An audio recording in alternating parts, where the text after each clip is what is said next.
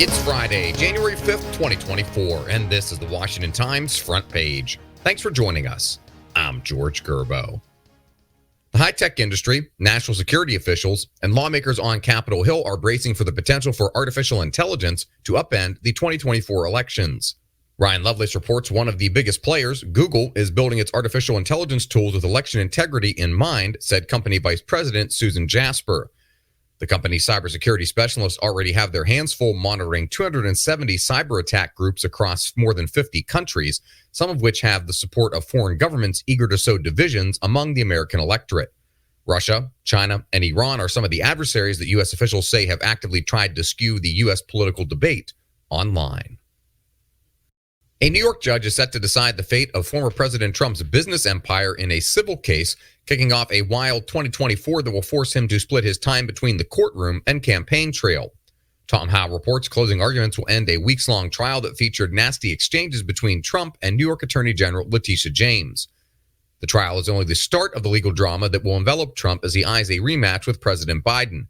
He faces more than 90 charges in 4 other criminal cases, and special counsel Jack Smith wants the Supreme Court to decide whether Trump can claim presidential immunity against charges that he conspired against the United States by trying to overturn the 2020 election.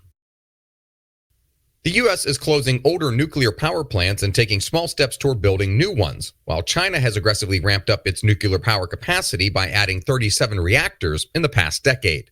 Susan Ferricchio reports China's capacity to generate electricity from nuclear power plants is on track to overtake France in 2025 and will be on par with the U.S. in 2030. Like China, the U.S. is facing increasing energy needs.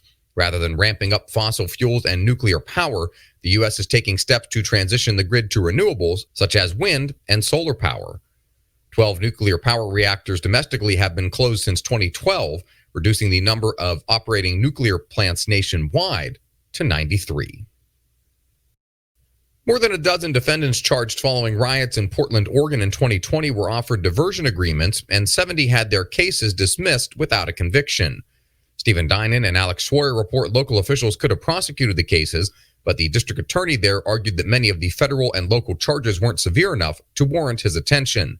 He did pursue what he felt were significant cases, but the U.S. Attorney's Office stepped in to bring charges against dozens of others.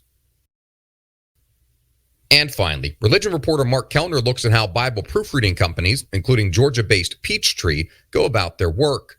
Peachtree says it proofreads roughly 80% of the English Protestant Bibles published in the U.S. and serves publishers worldwide.